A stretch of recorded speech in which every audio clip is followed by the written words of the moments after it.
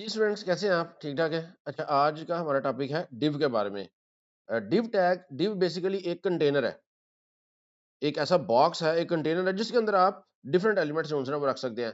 और ये डिव बहुत इंपॉर्टेंट है। फ्यूचर में जब हम लेआउट्स बनाएंगे तो वो सारी जो है ना डिव के जरिए बनेंगी। लिहाजा डिव के बारे में आपको आइडिया होना चाहिए। तो सबसे पहले हम बॉयलर प्लेट जो है ना वो एक लगा लेते हैं।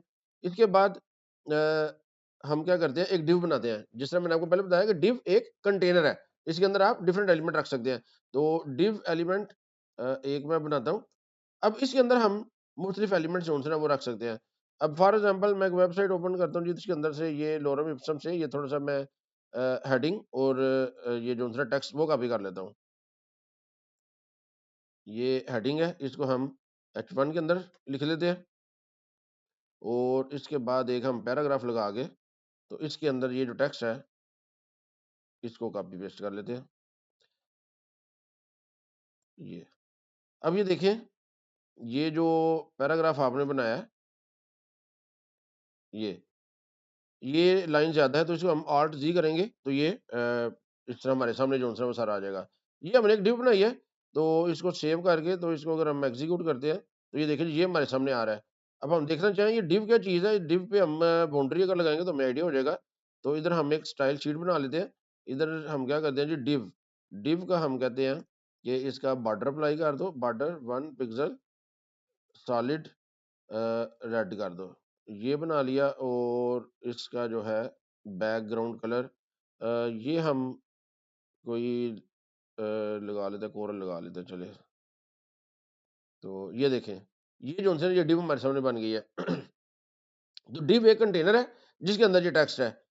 तो इस तरह जी हम डिव यूज कर सकते हैं। अब डिव जो है ब्लॉक एलिमेंट है। आपने देखा होगा कि जो ही हमने डिव लगाई है इसने पूरे पेज की विड्थ जो है ना वो कवर कर लिया है।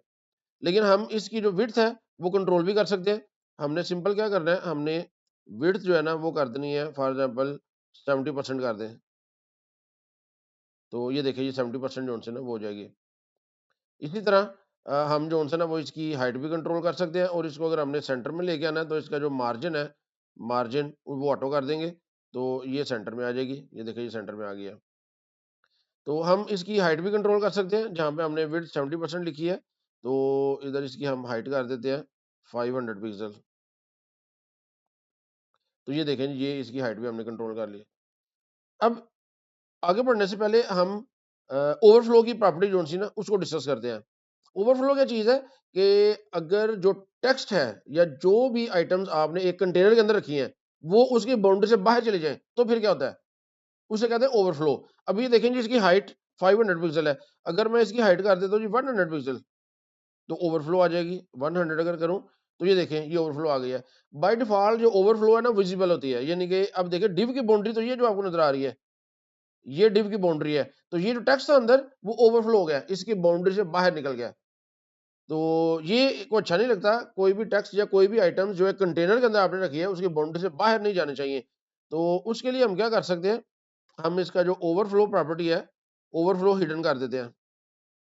तो बाय डिफ़ॉल्ट ये क्या होती है प्रॉपर्टी, बाय डिफ़ॉल्ट होती है डिस्प्ले, तो हमने इसको हिडन कर दिया। तो ये देखिए अब वो हाइड हो गया है। जो इसका जो टेक्स्ट है या जो भी आइटम्स एक कंटेनर से बड़ी हैं, तो वो हाइड हो जाएँगी। लेकिन अब हमें पता कैसे लगेगा कि इसके नीचे भी कुछ है कि नहीं? ठीक है कि नहीं? अब उसके लिए हम क्या कर सकते हैं, हम इधर स्क्रॉल बार लगा सकते हैं। हम कहते हैं जी ओवरफ्लो स्क्रॉल कर दो। स्क्रॉल से क्या होगा, ये स्क्रॉल बार आ जाएगा, ये देखिए। अब हम इसको स्क्रॉल करके तो देख सकते हैं कि इसका जो टोटल है विड्थ या इसका जो कंटेंट है, कंटेंट क्या है, स्क्रॉल बार के ज़रिए। तो स्क्रॉल बार का ये फ़ायदा है, अब अगर हम इसकी विड्थ दोबारा कर देते हैं, हाइट जो है वो 500 दोबारा कर देते हैं, तो ये देखें स्क्रॉल बार फिर भी मौजूद है। अब जब इसकी हाइट ज़्यादा है, जब हमें स्क्रॉल बार की ज़रूरत नहीं है, तो स्क्रॉल से ये विज़िबल होगा। तो हम इधर क्या कर देते हैं, हम इसको कर देते हैं जी इसका ओवरफ्लो ऑटो। अब ये क्या है कि देखिए अब ये वो स्क्रॉल बार जो है वो नज़र नहीं आ रहा।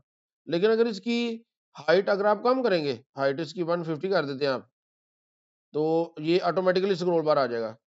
ये जब देखेगा कि इसकी हाइट कंटेंट ज़्यादा है, तो स्क्रॉल बार ऑटोमैटिकली आ जाएगा। तो हाइट जब इसकी एग्ज़ैक्ट होगी, तो फिर ये देखेगा कि कंटेंट से बड़ी है तो ऑटोमैटिकली स्क्रॉल बार गायब हो जाएगा। तो ये ओवरफ्लो को इस तरह हम कंट्रोल कर सकते हैं। जी, ओवरफ्लो के बाद ये है कि अगर हमने एक से ज़्यादा div एलिमेंट जब हमने यूज़ करने हैं तो उनको कैसे कंट्रोल करना है। जी, अब हम क्या करते हैं जी, ये मैंने कुछ एक कोड अभी करके रखा हुआ था, मैं कहा था आगे ज़रा टाइपिंग का हमारा टाइम बच जाएगा। ये हमने div एलिमेंट जो से ना वो बनाए हैं। देखिए, ये पहले एक हेडिंग है, उसके बाद ये div एलिमेंट है, ये पहला div एलिमेंट है। इसको हमने इधर ही बैकग्राउंड कलर अप्लाई कर दिया ताकि हमें पता लग जाए कि कौन से ये div जो है ना उनकी डिफरेंशिएशन पता लग जाए। ये दूसरा div एलिमेंट है, ये तीसरा div एलिमेंट है और उसके बाद एक पैराग्राफ है। तो इसको जब हम एग्जीक्यूट करते हैं तो ये हमारे सामने जो है ना वो शेप जो है ना वो आ गई है। ये मेन हेडिंग थी, ये उसके बाद ये 3 div एलिमेंट जो है ना वो आ गए हैं।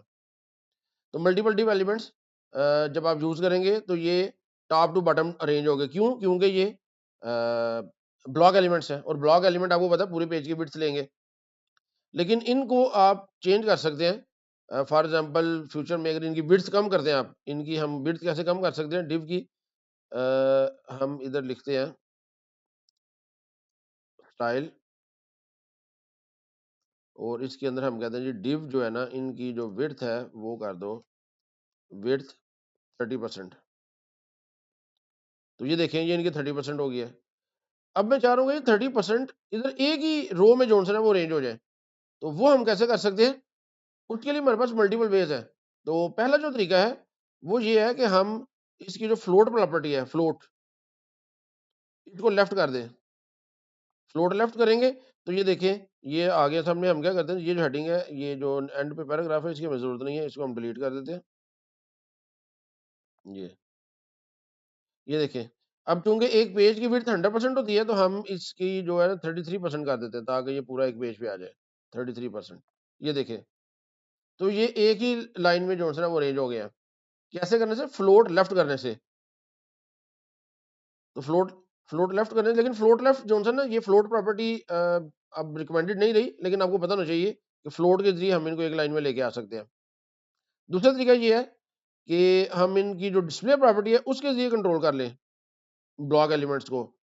डिस्प्ले हम कर देते हैं इसको बाय डिफॉल्ट, ये ब्लॉक है। डिस्प्ले ब्लॉक होता है इनका, जितने भी ये जो डिव एलिमेंट्स हैं ये ब्लॉक है। तो हम इनको क्या कर सकते हैं, एक हमारे पास ऑप्शन होती है इनलाइन ब्लॉक। आपको पता है ब्लॉक एलिमेंट ऐसे होते हैं जो पूरे पेज की विड्थ लेते हैं, इनलाइन ऐसे होते हैं जो उतनी ही विड्थ लेते हैं जितना उनके अंदर कंटेंट है। लेकिन जो इनलाइन एलिमेंट्स हैं उनके ऊपर आप जो उनकी टेक्स्ट विड्थ हाइट वगैरह जो है ना वो कंट्रोल नहीं कर सकते। इनलाइन ब्लॉक में हम इनकी विड्थ हाइट कंट्रोल कर सकते हैं और ये एक ही लाइन में आ जाएंगे। ये देखिए, ये एक लाइन में आ गया। इनलाइन ब्लॉक से भी ये एक लाइन में आ जाएंगे। लेकिन अगर हम सिर्फ इधर ब्लॉक रखें, डिस्प्ले ब्लॉक, तो अब क्या होगा, ये एक एक रो में आएंगे क्योंकि ब्लॉक एलिमेंट एक पूरे पेज की विड्थ जो है वो कवर करते हैं। तो हमने ब्लॉक नहीं रखना, एक हमारे पास ऑप्शन होती है इनलाइन ब्लॉक। इनलाइन ब्लॉक, तो इस तरह हम इसकी जो लेआउट है ब्लॉक एलिमेंट्स की उसको कंट्रोल कर सकते हैं। तीसरा तरीका हमारे पास ये है कि हम इसको जो है ना फ्लेक्स, डिस्प्ले इसका फ्लेक्स कर दें। फ्लेक्स से भी क्या होगा कि आपके जो एलिमेंट्स हैं वो आप एक लाइन में कंट्रोल कर सकते हैं, लेकिन उसके लिए जरूरी है कि हमारे जो जितने एलिमेंट है ना वो एक कंटेनर, मेन एक बड़े कंटेनर के अंदर हो। फॉर एग्जांपल ये जो डिव एलिमेंट्स हैं ये सारे एक डिव के अंदर हो, तो हम इनको भी जो है ना वो कंट्रोल कर सकते हैं। वो कैसे? फॉर एग्जांपल ये देखिए, इधर मैं एक डिव एलिमेंट बना लेता हूँ और ये जो तीनों हैं इनको मैं इस डिव के अंदर मैंने कंटेन कर दिया। इनको हम थोड़ा-सा वो टैब दे लेते हैं, ये। अब ये एक मेन डिव है और उसके अंदर मज़ीद डिव है। अब हम इधर क्या करते हैं जी, इधर एक क्लास बना लेते हैं। सॉरी, क्लास कैसे हमने बनानी है? डॉट लगा के, डॉट इधर हम बना लेते हैं कंटेनर, एक क्लास बना लेते हैं। हम इसकी जो विड्थ है वो कर देते हैं जी 100%। ये कौन है? ये जो मेन कंटेनर है ना, ये वो है। तो मेन कंटेनर है, इसकी जो इसको हमने क्लास असाइन कर देनी है कंटेनर। अब हम क्या करते हैं, हम ये चाह रहे हैं कि जी इस कंटेनर के अंदर जितने डिव एलिमेंट हैं वो सारे अरेंज हो जाएं एक ही लाइन में। तो उसके लिए हम इधर कंटेनर बनाएंगे और इसके बाद हम लिखेंगे डिव। अब एक क्लास के बाद जब हम लिखते हैं किसी टैग का नाम, तो इसका मतलब है कि इस कंटेनर वाली जो मेन आइटम है उसके अंदर जो डिव टैग्स हैं उनकी बात हो रही है, ये फॉर्मेटिंग उन पे अप्लाई होगी। ये डिव है ना, ये डिव क्लास कंटेनर, इसके अंदर जितने डिव एलिमेंट हैं जो कुछ हम इधर लिखेंगे ना वो सिर्फ उन पे अप्लाई होगा। इस डिव से बाहर वाले एलिमेंट पे वो अप्लाई नहीं होगा। अब हम इधर क्या करते हैं, इसकी जो विड्थ है अब आपको पता है हमने 3 वो लगाए हुए हैं डिव एलिमेंट, तो इनकी विड्थ हम 33% कर देते हैं, तीनों की। और इनको डिस्प्ले जो है ना इधर हम इसका जो मेन का जो पेरेंट है, उसका डिस्प्ले कर देते हैं जी फ्लेक्स। तो ये देखें, ये इस तरह रेंज हो गया है। ये भी एक ही लाइन में रेंज हो गया। तो हमने क्या किया, जो मेन कंटेनर है उसका डिस्प्ले फ्लेक्स किया। और फ्लेक्स से क्या होगा कि अब आप उनको एक रो में या एक कॉलम में अरेंज कर सकते हैं। इसकी डिटेल फ्यूचर में आगे भी आएगी, उस वक्त ज्यादा डिटेल से पढ़ेंगे।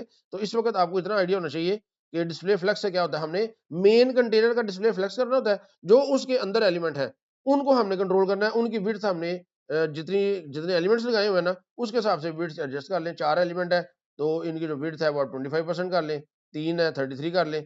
तो आप भी कम भी कर सकते हैं। अगर आप इधर फॉर एग्जाम्पल 25 कर देते हैं, तो ये देखें, ये 25% में एडजस्ट हो गया, लेकिन वो बाकी स्पेस आए होगी, उसका हमें फ़ायदा कोई नहीं। लिहाज़ा हम इसको 33 ही रखेंगे, ताकि ये पूरा पेज जो है ना, वो उसको कर सके। तो ये भी एक डिस्प्ले जो है ना, चेंज करने का या तरीका है, लेआउट चेंज करने का। और लास्ट हमारे पास एक तरीका है, ग्रिड के ज़रिए। हम ग्रिड के ज़रिए भी इसको मेंटेन कर सकते हैं। उसके लिए आपने ये जो मेन पेरेंट डिव है, उसका डिस्प्ले आपने कर देना है ग्रिड। और इसके बाद ये इसकी अब हमें ज़रूरत नहीं है।